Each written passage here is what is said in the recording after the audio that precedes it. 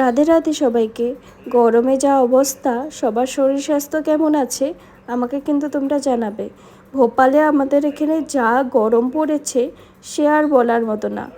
একদম গরমে পেট, মন, শরীর সবই যেমন বাষ্প হয়ে উড়ে যাওয়ার মতন এক অবস্থা। এই সাইডে একটু তাড়াতাড়ি গরমটা পড়ে যায়, তাই আজকে ভাবলাম কিছু এমন বানাই যেটা দুপুরে খেয়ে একটু পেটটা শান্তি হয় আর একটু খেয়েও আরাম লাগে। গরমে কিন্তু ভালোভাবে কিছু খেতে ইচ্ছে করে না, এদিকে আবার খিদেও থাকে, তাই একটু ভাবলাম কিছু ট্যাঙ্গি টাইপের বানাই। একটা অ্যাসামি ডিশ এটা, যেটা আজকে আমি বানাচ্ছি, ভাবলাম তোমাদের সাথেও শেয়ার করি। আমি এই পাশে ডালের বড়াগুলোকে ভেজে নিয়েছিলাম, একটু পেঁয়াজ আর চিরা কাঁচা লঙ্কা নুন হলুদ দিয়ে ভালো করে মেখে ডালের বড়াগুলো ভেজে রেখেছিলাম। আর ওই পাশে একটু আলু আর টমেটো কেটে এক্সট্রা করে রেখে দিয়েছিলাম।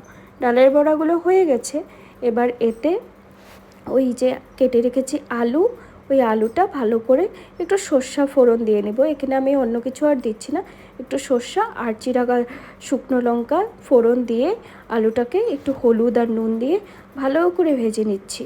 আলুটা একটু ভাজা ভাজা হয়ে আসলে ওখানে আমি একটু রসুনের কোয়া কয়টা একটু হালকা থেতো করে ওটা দিয়ে একটু টাইম ঢেকে নিয়েছি। ঢাকতে ঢাকতে আলুটা যখন দেখলাম হালকা একটু সিদ্ধ হয়ে এসেছে, ওখানে আমি টমেটো 2টা ইউজ করেছি। আমরা যেহেতু অল্পই বানাচ্ছি তাই 2 জনের জন্য অল্পটাই দিয়েছি। আর এই পাশে আমার প্রচণ্ড খিদে পেয়ে গেছিলো, আর যা গরম তাই জলটাও একটু বেশি বেশি করেই খেতে হয়, তাই আমি একটু হরলিক্স আর একটু বেশি করে জল খেয়ে আবার এসে পড়েছি।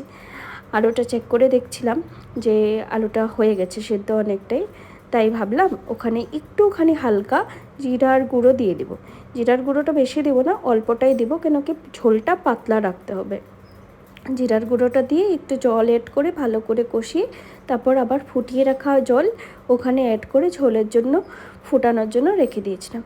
ঝোলটা যেই ফুটে এসেছে, ওই যে ভেজে রেখেছিলাম ডালের বড়াগুলো একে একে এখানে দিয়ে দেবো। দিয়ে ভালো করে একটু নাড়িয়ে চাড়িয়ে দেবো, যাতে বড়াগুলোর মধ্যে ওই রসটা, ঝোলের রসাগুলো ভালো করে ঢুকে যায়।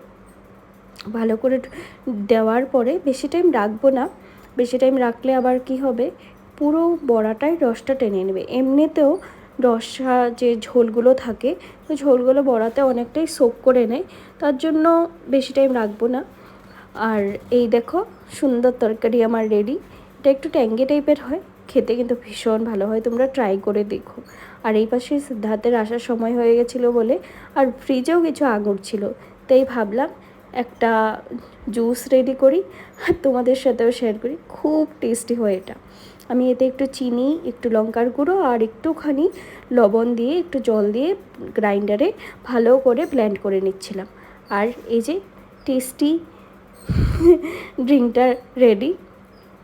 সিদ্ধার্থ বলছিল এটা কি দিয়ে বানাচ্ছি, কি ওর লাগছিল আমি কোনো সবজি দিয়ে বানিয়ে ওকে দিচ্ছি, বাট ট্রাস্ট মি এটা খুবই টেস্টি ছিল আর শরীরকে পুরো ঠান্ডা করে দেওয়ার মতন একটা ড্রিঙ্ক। তোমরা ট্রাই করো আর আমাকে জানিও কেমন হয়েছে।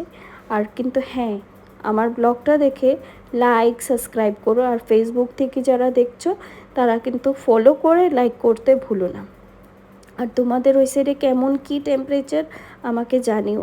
এই সাইডে তো ভীষণ গরম। সবাই সুস্থ থেকো, ভালো থেকো। পরে একটা ব্লগে দেখা হচ্ছে।